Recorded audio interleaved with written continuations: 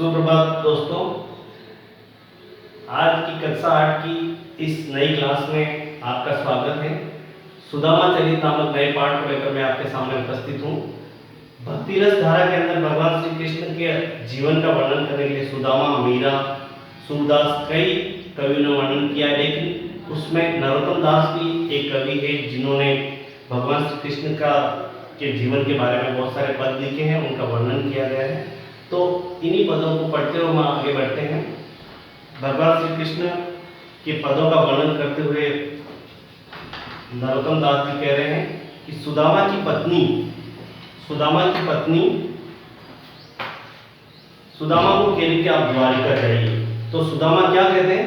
द्वारिका जाहजू आठों याम यही जग तेरे। तुम कह रही कि द्वारिका जाइए, आठों याम यही जग तेरे। आठों पहर तुम यही रट लगाए रहती हो। जेन कयो करियो तो बड़ो दुख, अगर मैं ऐसा नहीं करता हूं तो तुम्हें बड़ा दुख होगा। जाए कहां अपनी गति है, और मैं वहां पर कैसे जाऊं? मेरी स्थिति तो देखो। द्वार खड़े छड़िया प्रभु के, भगवान श्री कृष्ण के द्वार पर द्वारपाल खड़े हैं, जहां भूपति जावत मेरे, जहां पर बड़े बड़े राजा महाराजा ही जा सकते हैं, मेरी क्या ताकत। 5 सुपारी विचार तो देखिए, वो अपनी पत्नी को सुदामा कह रहे तुम विचार करके देखो, मेरे पास 5 सुपारी तो क्या, भेंट को 4 ही चावल मेरे पास देने को 4 चावल के दाने भी नहीं है। इसको इस प्रकार बोला जाएगा, द्वारिका जाहुज आठव याम यही जग तेरे। जेन कयो करियो तो बड़ो दुख, जाए कहां अपनी गति हेरे। द्वार खड़े छड़िया प्रभु के, जहां भूपति जावत मेरे। 5 सुपारी विचार तो देगी कि 5 सुपारी विचार तो देगी कि, भेंट को 4 न चाउर मेरे। द्वारिका जाहज आठो याम यही जग तेरे। जेन कयो करियो तो बड़ो दुख, जाए कहां अपनी गति हेरे। द्वार खड़े छड़िया प्रभु के, जहां भूपति जावत मेरे। 5 सुपारी विचार तो देगी के, भेंट को 4 न चाउर मेरे। सुदामा अपनी पत्नी की जिद के सामने कह रहे हैं कि द्वारिका जाइए, यानी तुम कह रही हो कि द्वारिका जाइए, आठों याम यही जग तेरे। तुम आठों पहर यही रट लगाए रहती हो। जेन कयो करियो तो बड़ो दुख, अगर मैं ऐसा नहीं करता हूं, यानी द्वारिका नहीं जाऊंगा तो तुम्हें बड़ा दुख होगा। जाए कहां अपनी गति होरे, लेकिन जाऊं कैसे? मेरी स्थिति, मेरी दशा को तो देखो। द्वार खड़े छड़िया प्रभु के, भगवान श्री कृष्ण के द्वार पर द्वारपाल छड़ी लेकर खड़े हैं, जहां भूपति जावत मेरे, जहां पर बड़े बड़े राजा महाराजा जाते, मेरी क्या ताकत। 5 सुपारी विचार तो देखिए, मेरे पास 5 सुपारी तो क्या, ये तुम विचार करके देखो, मेरे पास 5 सुपारी तो क्या, भेंट को 4 ही चावल मेरे पास देने को चावल के 4 दाने तक नहीं है। इस प्रकार सुदामा अपनी पत्नी को समझा रहे हैं। लेकिन जब पत्नी नहीं मानती है तो सुदामा द्वारिका जाते हैं, और द्वारिका भगवान श्री कृष्ण के महल पर जाकर जब द्वारपाल को कहते हैं कि मुझे कृष्ण से मिलना है, तो द्वारपाल क्या करते देखिए। जब सुदामा बहुत बार प्रयास करते हैं कृष्ण मिलने का, द्वारपाल को कहते हैं, तो द्वारपाल भगवान श्री कृष्ण को जाकर कहते हैं, क्या कहते हैं द्वारपाल? शीस पगान जगातन पे प्रभु, जाने को आही बसे के ही गामा। शीस पगान जगातन पे प्रभु, जाने को आही बसे के ही गामा। धोती फटी सिलटी दुपटी अब, पाँव उपान को नहीं सामा। द्वार खड़ो दिव्य दुर्बल है, रयो चकी सो वसुधा अभिराम। पूजत दीन दयाल को धाम, बतावत अपना नाम सुदामा। शीस पगान जगातन पे प्रभु, जाने को आही बसे के ही ग्राम। धोती फटी सिलटी दुपटी, पाँव उपान को नहीं सामा।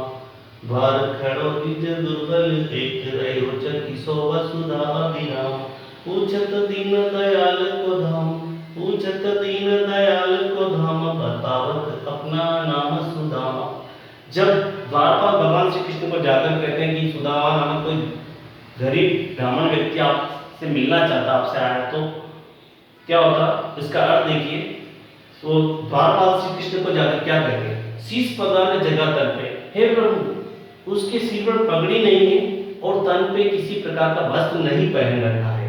शीश पगार, सिर पर पगड़ी नहीं, जगह तन पे प्रभु, हे प्रभु उसके शरीर पर पगड़ी नहीं, जाने को आई बसे के गांव, जाने को आई, पता नहीं कहां से आया, आई का मतलब आना, पता नहीं वह व्यक्ति कहां से आया, बसे के ग्राम, और पता नहीं किस गांव का रहने वाला है। पांव उपाना को नहीं सामा, पांव में उपाना यानी पहनने, पांव में पहनने को नहीं सामा, पांव में पहनने को जूते नहीं है, पदवेश नहीं है। द्वार खड़ा हुई दुर्बल है, आपके महल के द्वार पे गरीब दुर्बल ब्राह्मण खड़ा है। रयो चकिसो वसुधा अभिराम, और इस द्वारिका के महल को, इस द्वारिका की धरती को आश्चर्यचकित होकर देख रहा है। रयो चकिसो वसुधा अभिरामा, इस द्वारिका की धरती को आश्चर्यचकित होकर देख रहा है। पूछत दीन दयाल को धाम, भगवान श्री कृष्ण के धाम के बारे में, महल के बारे में पूछ रहा है। पूछत दीन दयाल को धाम, भगवान श्री कृष्ण के महल के बारे में पूछ रहा है। बतावत अपना नाम सुदामा, और वो अपना नाम सुदामा बताता है। इस प्रकार की बात द्वारपाल जब भगवान श्री कृष्ण को कहते हैं तो भगवान श्री कृष्ण क्या करते हैं, इस बात को सुनकर भगवान श्री कृष्ण दौड़ कर जाते हैं, सुदामा सुदामा करके, हाय मित्र सुदामा करके उसको जाके गले लिपट जाते हैं और गले मिलते हैं और उसको अपने सिंहासन की, राज सिंहासन पर आकर बिठाते हैं महल में। और आगे क्या होता, कैसे बिहार दीवान शोभे कंटक जाल गड़े पग जोए, हाय महादुख पायो सखा तू, हाय महादुख पायो सखा तू, आए किते न किते दिन खोए, देखी सुदामा की दीन दशा, करुणा करके करुणा निधि रोए, पानी परात को हाथ छुयो नहीं, पानी परात को हाथ छुयो नहीं, नैनन के जल सो पग धोए, कैसे बिहाल बिवाइन शोभे कंटक जाल गड़े पग जोए, हाय महादुख पायो सखा तुम, आए किते न किते दिन खोए, देखी सुदामा की दीन दशा, करुणा करके करुणा निधि रोए, पानी परात को हाथ छुयो नहीं, नैनन के जल सो पग धोए।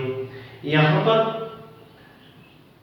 सुदामा को कृष्ण अपने राजमहल की, राज सिंहासन की के ऊपर बिठाते हैं और वहां पर उनके पांवों को धोने के लिए परात मंगाते हैं। और जब परात मंगाते हैं और पांवों को उसकी परात के अंदर रखते हैं, तो पांवों को जब वो कृष्ण अपनी आंखों से देखते हैं तो वो कृष्ण को बहुत दुख होता है। कैसे बिहाल बिवाइन शोभे, आपके पांव की क्या बेहाल है, क्या दुर्दशा है। बिहाल यानी दुर्दशा।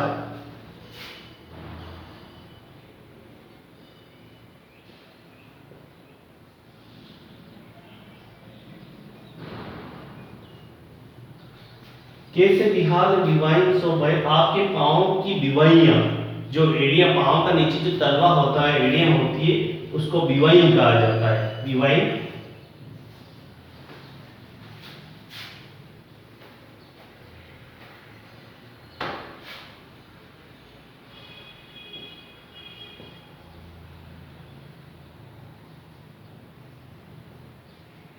पैरों का नीचे का भाग,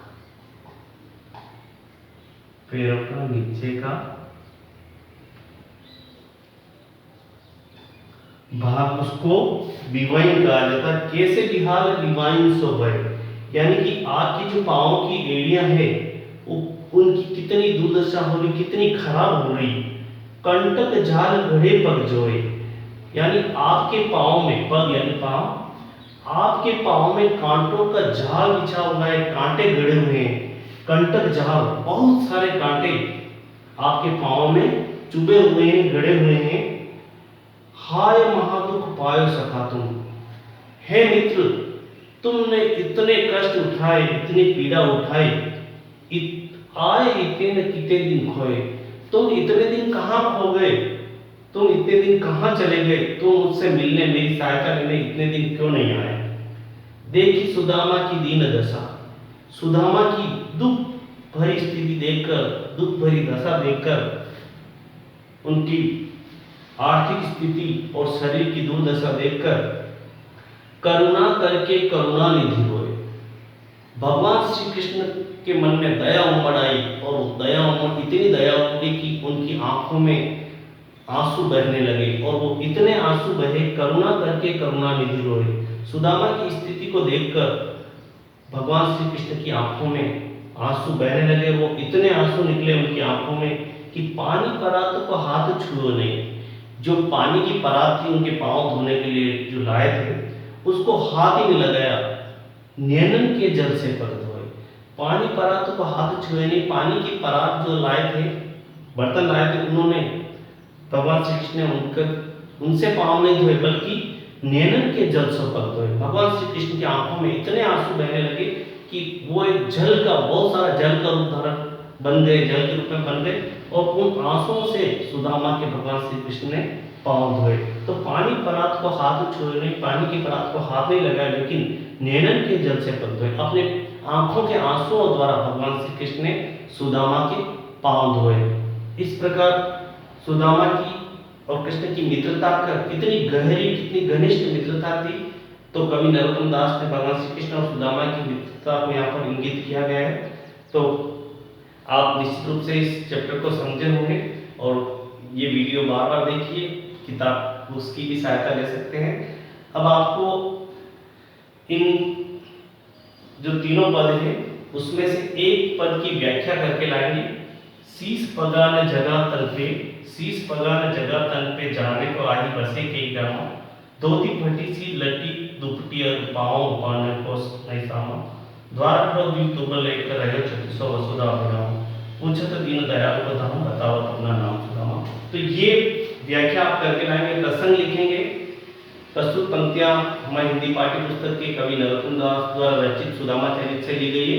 इसमें सुदामा की कृष्ण की मिलने की स्थिति का वर्णन किया गया है, इसका प्रसंग है। और फिर व्याख्या करेंगे, किसी पर पगड़ी नहीं है, तन पे वस्त्र नहीं है, किस गांव का रहने वाला, कहां से आए हैं, धोती फटी हुई ताका हो रही, पैरों में पहनने को वस्त्र नहीं है, द्वार पर एक दिव्य ब्राह्मण खड़ा है जो पूरी द्वारिका को निहार रहा है आश्चर्यचकित होकर और अपना नाम सुदामा बता रहा है। ये व्याख्या आप करके लाएंगे। अगला चैप्टर अपन कल पढ़ेंगे। ओके, धन्यवाद।